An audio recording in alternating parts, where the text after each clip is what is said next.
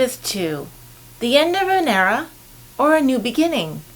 Hello, I'm Amy Zawi with the Jerusalem Connection Red Alert Report for September 14, 2022. For those in the evangelical Christian community, I would venture to guess that Queen Elizabeth II, whose passing was on September 8th last week and touched nearly every corner of the globe, that her station was met with a certain amount of respect, some frustration, and probably a lot of misunderstanding. Queen Elizabeth was the head of the Anglican Church. This role is attached to her position as sovereign of the UK. Her personal faith was demonstrated in her holiday speeches, her reflections on prayer, and her personal conduct. I'm sure many would venture to accuse her of little or no faith because of actions or declarations she didn't make or take, and even actions of some of her family members. But I'm not here to judge, and I know not the unique set of circumstances and obligations, burdens, duties, strains, stress, and triumph that she endured when she became successor to the throne at age 11 and queen of the largest earthly empire by age 26. I've been combing through some of her speeches, famous quotes, radio addresses, and printed statements. I certainly see a strong faith, a Christian faith, evident. So what does that have to do with our red alerts and the fight against anti-Semitism and further anti-Zionism? The Queen was a great friend to the Jewish population of England. Her grandson, Prince William, was the first royal to make an official visit to Israel in 2018, not without controversy of why it took so long. The now King Charles III also made an official visit to Israel in 2020, representing Britain at the World Holocaust Forum in Jerusalem. He had visited Israel unofficially twice before when he attended the funerals of former Israeli Prime Ministers Yitzhak Rabin and Shimon Peres. During the visits, he also visited the grave of Princess Alice, his paternal grandmother. The Queen's reasons for not ever having been to Israel, one of the few places on earth she had not traveled to, are likely complex and riddled with efforts of diplomacy and some say pressure by the Foreign Affairs Office. Right or wrong, the so-called unofficial boycott of Israel by the Queen is a bit of an overstatement in my estimation. And I'm eager to see the momentum that both William and Charles started by making their visits in recent years, and that will mean a more open policy by the Crown in dealing with the modern nation of Israel.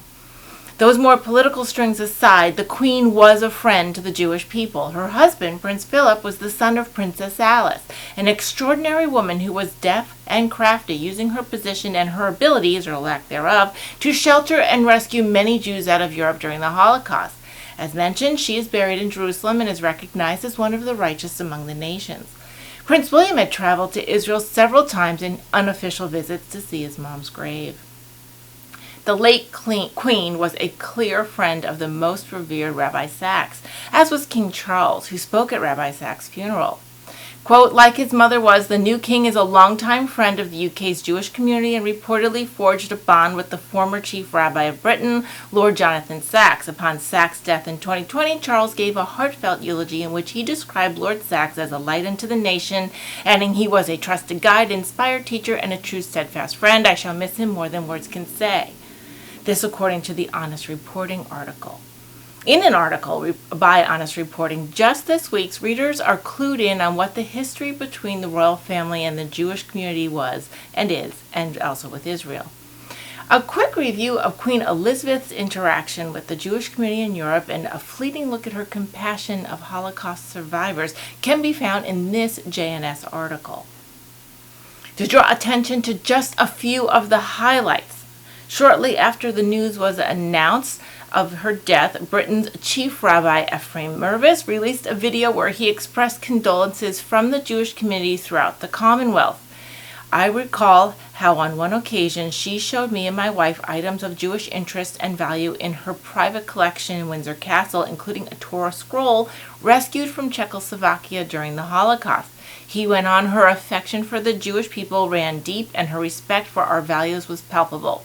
To view the entire message from Rabbi Mirvis, you can check this link. The Queen's interest in supporting Holocaust survivors also extended into her vast charitable work, becoming the founder and patron of the Holocaust Memorial Day Trust in 2005, 4 years after attending the first Holocaust Memorial Day in 2001.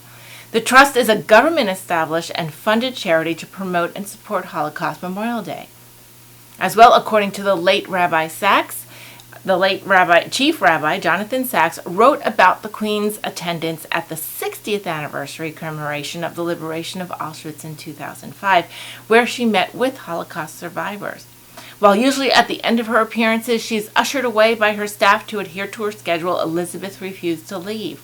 She remained, speaking individually to a large group of people. One of her attendants told Sacks that they had never seen her stay so long after a scheduled departure. Quote, she gave each survivor, it was a large group, her focused, unhurried attention. She stood with each until they had finished telling their personal story. And it was an act of kindness that almost had me in tears, wrote Sacks.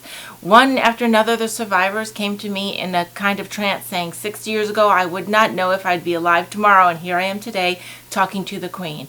It brought a deep kind of blessed closure to deeply lacerated lives.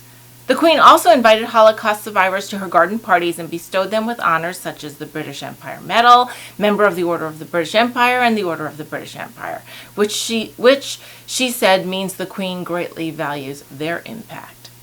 I'm not advocating for or against a royal family, the often sensationalized news stories generated from their existence or their activities, or the controversy that exists that a constitutional monarchy even is around in a Western democratic nation.